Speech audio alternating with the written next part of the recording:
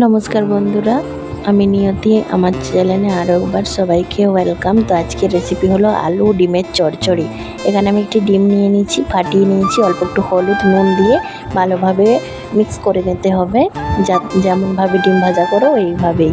তো এখানে আমি সরষের তেল দিয়ে দিয়েছি, গরম হয়ে গেলে আমি ডিমটা দিয়ে দেব, এপাশ ওপাশ পাল্টিয়ে নেব। তারপরে কিন্তু আমি মোটা মোটা করে ভেঙে নেব, মোটা মোটা করে ভাঙতে হবে, বেশি ছোট করে দিলে হবে না। তো এখানে ভেঙে নিয়ে লাল লাল করে ভেজে তুলে নেব। তো যারা আমার চ্যানেলে নতুন, প্লিজ চ্যানেলটিকে সাবস্ক্রাইব করে দিও আর একটি ভালো কমেন্ট করে যাও, তোমাদের কমেন্টের আশায় থাকি। তো এই কড়াইতে তেল দিয়ে আর এই দুটি আলু আমি কেটে নিয়েছি এই সাইজে, এগুলোকে লাল লাল করে ভেজে নিতে হবে। তার মধ্যে একটি পেঁয়াজ কেটে রেখেছিলাম, এটাও দিয়ে দেব, যাতে কম টাইমের মধ্যে কিন্তু আমার রান্নাটা হয়ে যায়। তো তার মধ্যে 1 চামচ গোটা জিরা, একটি শুকনো মরিচ দিয়ে লাল লাল করে ভেজে নিতে হবে, যাতে আলুর গায়ে একটু একটু দাগ হয়ে যায়। তো দেখতেই পাচ্ছ দাগ হয়ে গেছে।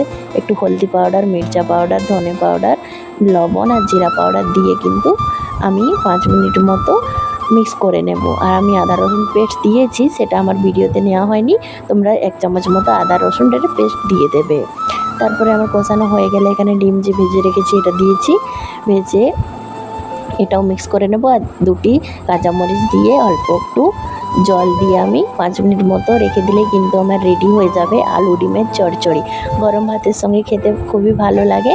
1 চামচ গরম মশলা দিয়ে নামিয়ে নিলেই আজকের রেডি রেসিপি। তো তোমাদের কেমন লাগলো কমেন্ট করে জানাও।